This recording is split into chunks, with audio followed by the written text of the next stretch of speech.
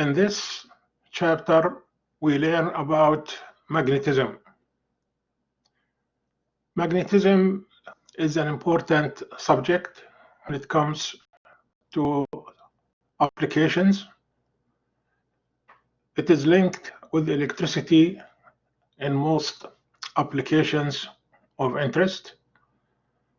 In this chapter, we will learn all about magnetic forces, magnetic fields, and the action of a magnetic field on a moving charge. Also, the action of a magnetic field on electric current. Magnetism is linked with electricity. James Clerk Maxwell in 1864 laid the foundation for the theory of electromagnetism.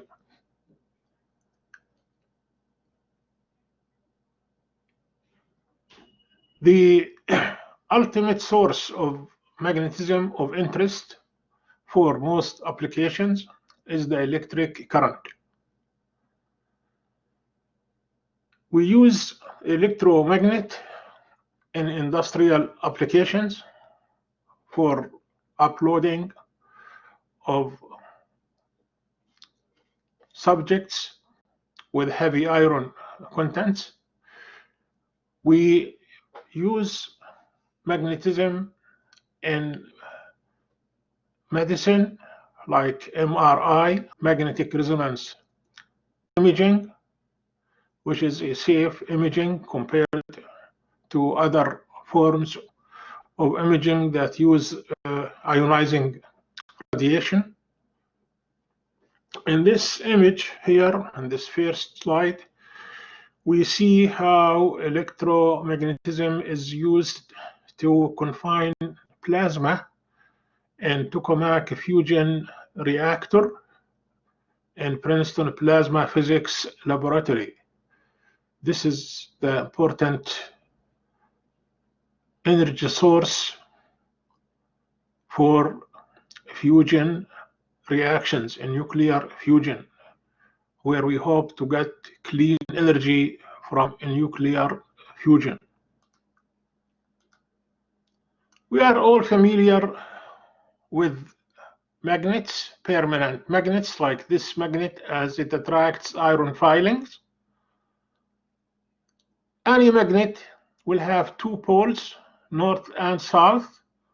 Just like charges, we have negative and positive. Magnets will have two poles also. One is called the north pole, the other is called the south pole.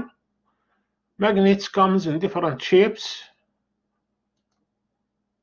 like this bar here, north and south, like the other magnet. This is also north and south.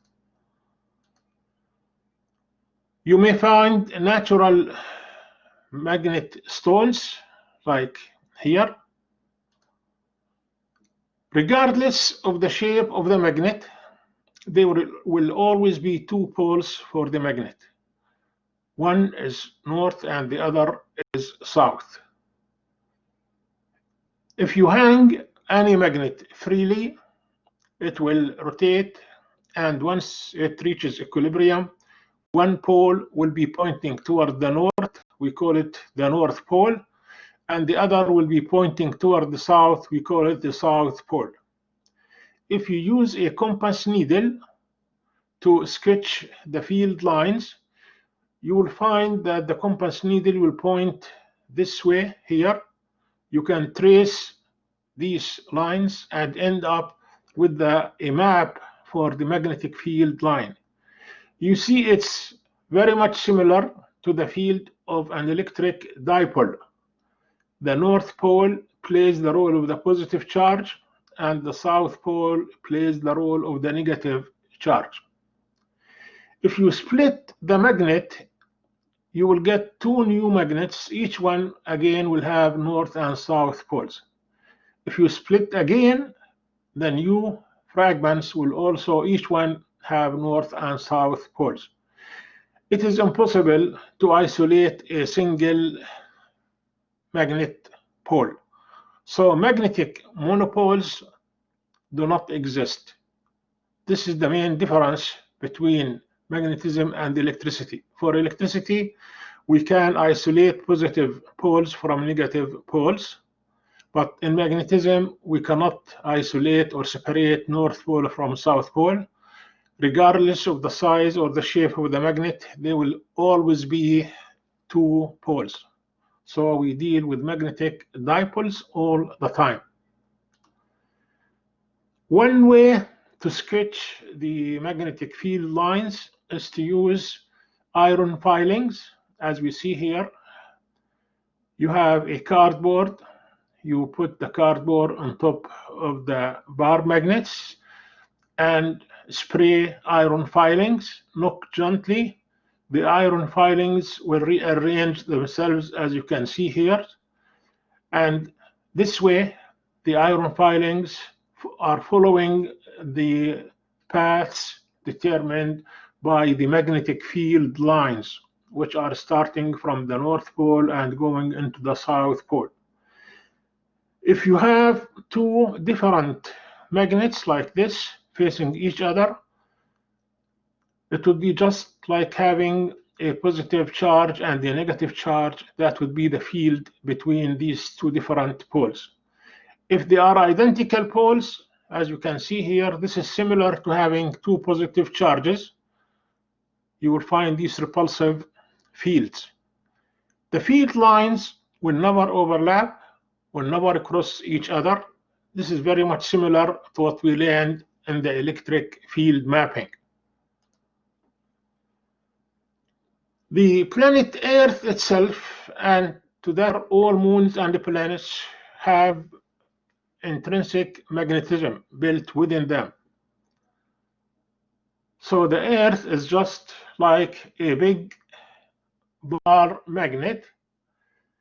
The geographic North Pole contains a magnetic South Pole, and the geographic South Pole contains a magnetic North Pole, such that when you use a compass needle, the North Pole of the compass will point toward the geographic north, because here you have a south magnetic pole, okay? And this is the convention that is followed and applied in all physics textbooks. The Earth magnetic field can be mapped using a compass needle. The geographic North Pole, as we saw here, is different from the magnetic North Pole. There is slight deviation between a small angle, like 11 degrees. And when we use a compass needle, the direction of the needle will follow the field lines. So here we see these possible lines for the magnetic field of Earth that we can map using a compass needle. As we can see here, the difference between the true north and the geographic North Pole is referred to as the magnetic declination. For example, the line going through South Carolina and the Great Lakes indicates true north. This is true north. So if you use a compass needle, it will be following this line. That would be zero declination.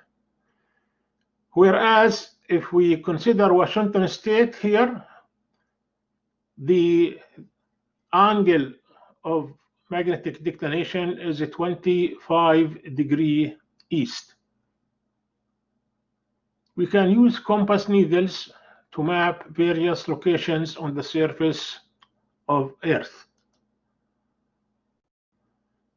The source of Earth magnetism is thought to be caused by electric currents. Inside the Earth core, there are liquids that contains ions. They are in motion as Earth rotates. Whenever you have charge in motion, that is an electric current. Whenever you have an electric current, it will produce a magnetic field. The Earth magnetism sometimes is used to label the runways at airports according to the directions. You will see a large number printed on the end of the runway so that it can be read by the pilot of an incoming plane. The number here at the end of the runway describes the direction in which the airplane is traveling. It is expressed as the magnetic headings in degrees measured clockwise from magnetic north divided by 10. For example, when you see a runway marked 9, this means that it is directed toward the east. 9 degrees divided by 10, that would be 9, so it is directed toward the east. Whereas a runway marked 18, this means it is 180 degrees this way. It is directed toward the magnetic south.